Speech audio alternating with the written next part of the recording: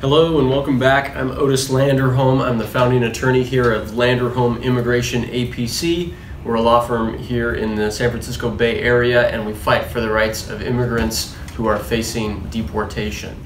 The question I want to answer today is, how do I file for cancellation of removal? All right. So if you're asking this question, then it's likely that you're already in immigration court. Cancellation of removal is an application that someone submits to an immigration judge to ask a judge to stop their removal proceedings and to actually ask them for a green card. Okay? So there are various types of cancellation of removal. One, for example, is for people that already have a green card that have been put into removal proceedings often because of a criminal record or maybe because of some other immigration violation or some other violation of their green card status.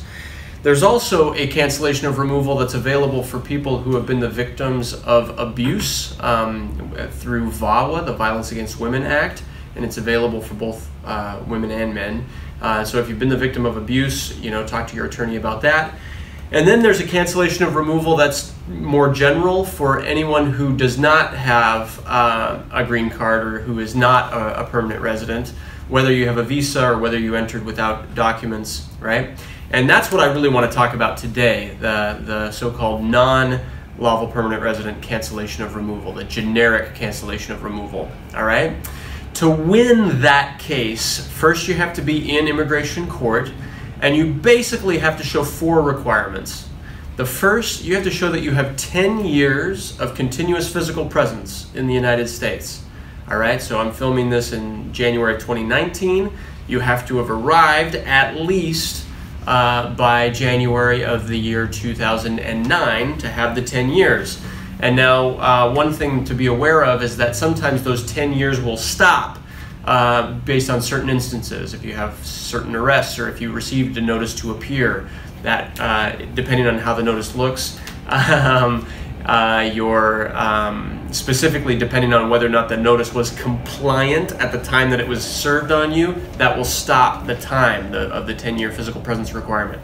The second requirement is that you be a person of quote-unquote good moral character, which is a very specific, has specific requirements. It's a specific term in immigration law.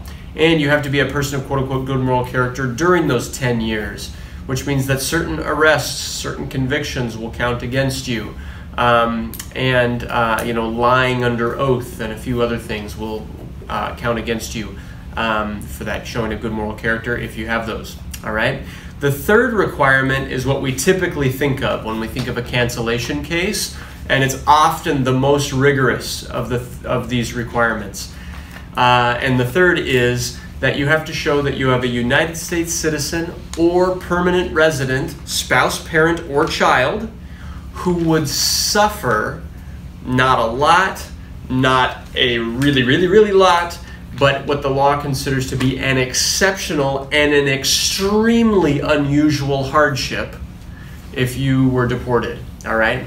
So if you can show this exceptional and extreme level of harm that a person who's in your family, a spouse, parent, or child, who has documents, who's a U.S. citizen or a green card holder, and if you can show the other requirements I mentioned, then you have a very strong case for winning cancellation of removal.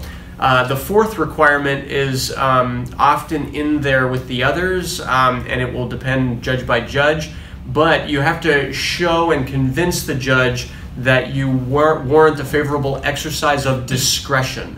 So the fourth requirement is like discretionary factors, and we like to show how you participate in the community and how you're a person that's worth getting a permanent resident status and staying here with a green card. All right? All of that is the legal requirements for cancellation of removal. And to do an application, you've got to show evidence. You've got to show evidence of all of the 10 years that you've been here, right? And you really need to document it carefully. And you've got to show evidence of each of these requirements, okay?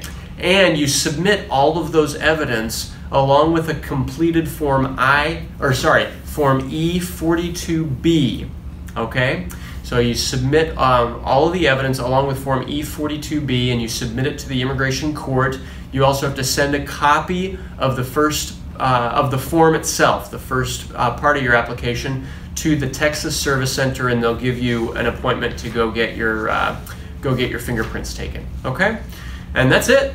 And that's how you submit an application for cancellation of removal. If you need help with this, if you have a cancellation of removal case that's complicated and you want some advice about it, if you're wondering whether or not you ought to apply for cancellation or whether or not you have other options, please contact my office or contact a lawyer who's near you, who you trust and who knows this stuff.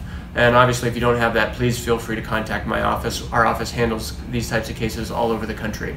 So thanks so much. I'm Otis Landerholm, Landerholm Immigration, A.P.C. We fight for your American dream. Thank you.